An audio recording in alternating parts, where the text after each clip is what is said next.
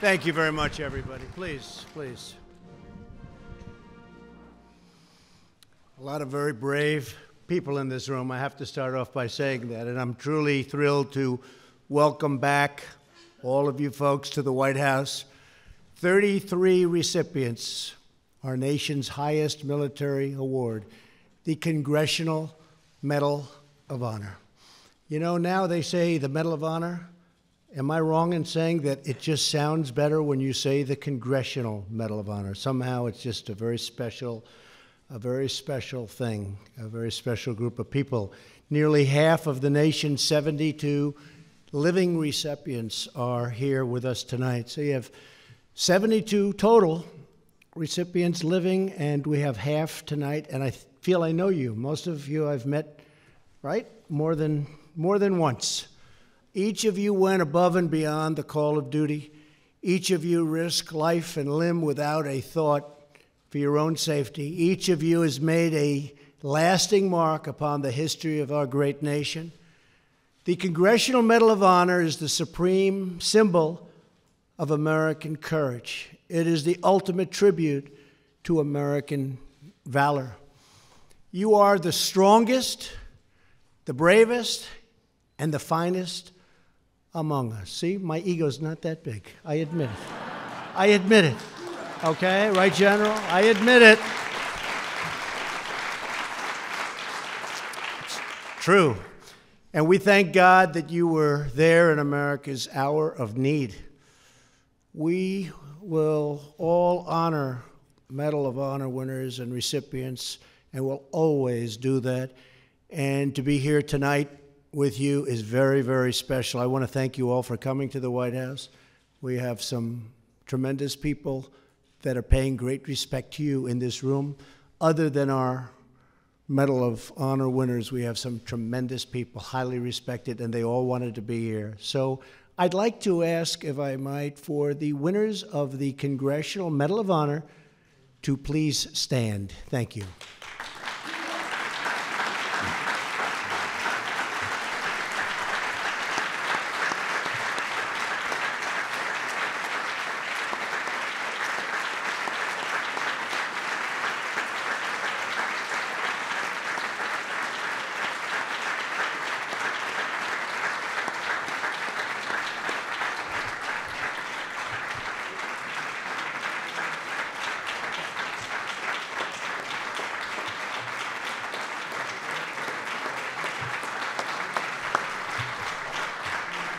Thank you very much. That's really something. Before continuing, I'd like to provide an update on our preparations for the incoming hurricanes. We have some really big situation confronting us. It's coming in fairly fast, and it's going to be one of the biggest to ever hit the East Coast, one of the biggest to ever hit our country. Maybe something will happen, but it's looking like that probably won't be taking place, unfortunately, meaning veering away from land. My administration is in close coordination with state and local authorities and FEMA. These are tremendous people also, as you know, has already placed extensive resources on the ground, including search and rescue experts, power restoration, and medical support. Tremendous people working on the hurricane, first responders, law enforcement, and FEMA, and they're all ready, and we're getting tremendous accolades from politicians and the people. We are ready, but this is going to be one of the biggest ones to ever hit our country. Residents in the path of these devastating storms should comply with all evacuation orders and other emergency instructions. Protection of life is the absolute highest priority, and that's what we're doing. It's called protection of life. So God bless everybody, and be careful. Thank you.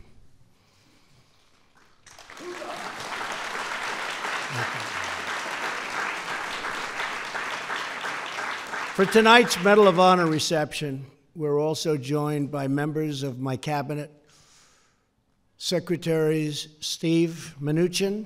Steve, where are you, Steve? I don't know if you'd ever win this award, Steve. That's a tough award. In a different way, right? In a different way. Doing a great job. Thank you. Ryan Zinke. Ryan, thank you very much. Sonny Perdue. Sonny, thank you. Thank you. Thank you, Sonny. Alex Acosta. Alex, thank you. Thank you, Alex.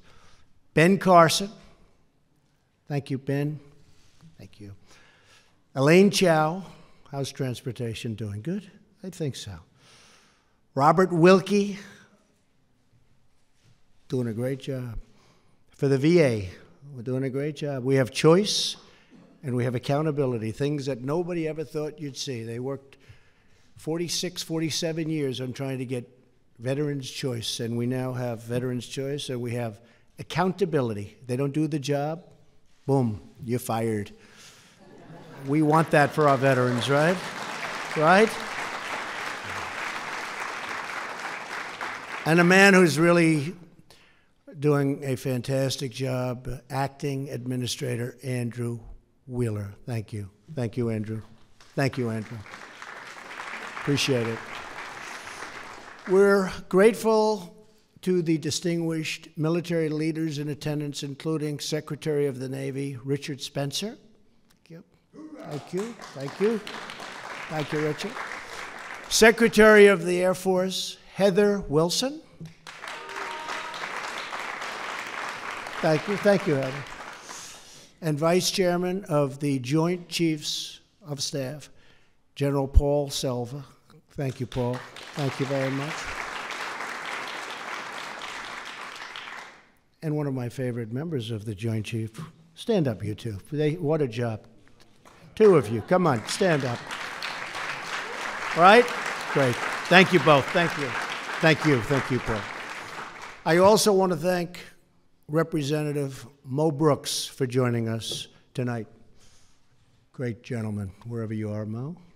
Thank you, Mo. And a very special thank you to the members of the Congressional Medal of Honor Society.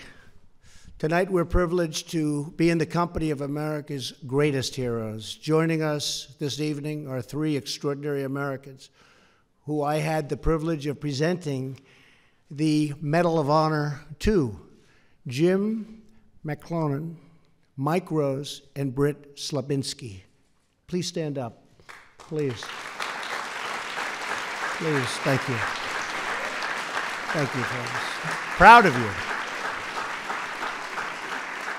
We also are very proud to have among us a Marine who served in World War II and who fought heroically at Iwo Jima.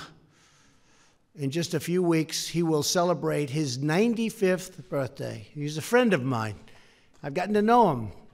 Woody Williams. Woody. 95. You look good, Woody.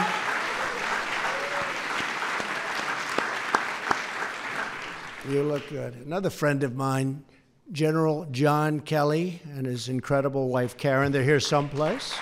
John, stand up, John. Stand up, Karen. Two great people. Two great people. I also want to say a word of warmth and love to the spouses and the loved ones here tonight. We know that the courage of our warriors is sustained by that great love and support and sacrifice of our military families. Without those great families, it would never be the same, and we all understand that. All of the recipients understand that, I know. So thank you all for being here, and thank you for your tremendous support. Thank you.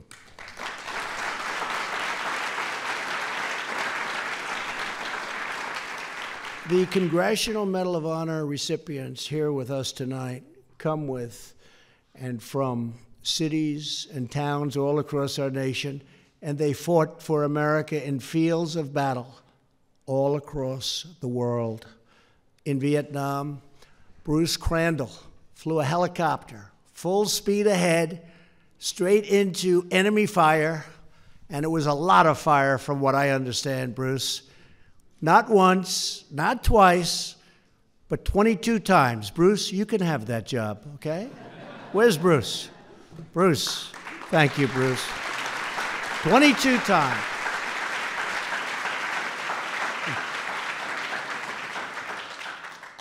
Ben Carson, better him than us, right? Huh? In Korea, Hiroshi Miyamura single-handedly battled an overwhelming number of enemy fighters without reinforcements. They didn't come. They weren't there. He treated the wounded and kept on fighting while enduring severe wounds of his own. Where is he? Where is he? Please.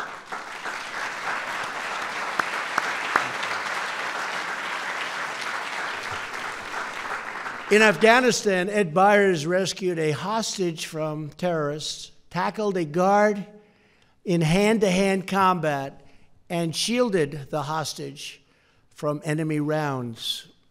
Every single recipient here this evening has acted with heroism beyond description and courage beyond measure. Tremendous courage. You inspire dread in our enemies, awe in our friends, and universal admiration among freedom-loving people all around the world. They respect you so much, more than you would even know. I know that tonight you are also thinking of your fellow warriors who didn't come home.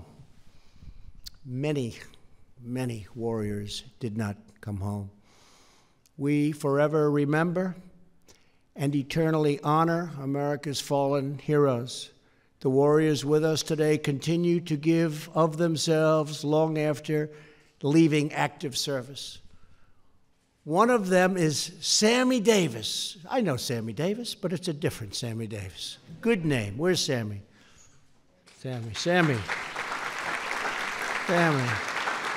Now I know two of you. Thank you, Sammy. That's true, actually, isn't it? Who earned the Congressional Medal of Honor for his heroic actions in Vietnam. Sammy teaches young people about the importance of patriotism, and just a few months ago, he received the state of Indiana's most prestigious award for his life of service. Sammy, that's fantastic. Thank you very much. Thank you.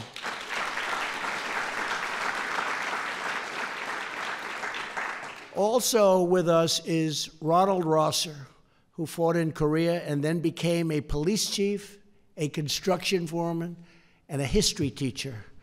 A veteran of Operation Enduring Freedom, Leroy Petrie has since devoted his life to supporting our wonderful veterans. Thank you very much. We have many people that are doing that. We're loving our veterans, I think, honestly, more than ever before. We respect them so much. There's a whole different spirit over our country. We respect our veterans more than we've ever respected our veterans. So important. We're working so hard on that, and we're doing the job. These are just a few of the incredible stories represented in this room today. Before I conclude, I would like to ask the president of the Congressional Medal of Honor Society to come up and say a few words. A friend of mine, we've met a number of times, and he's a good man and a little bit of a character, and that's okay. I suspect you're all characters. Please come up, recipient Drew Dix. Thank you.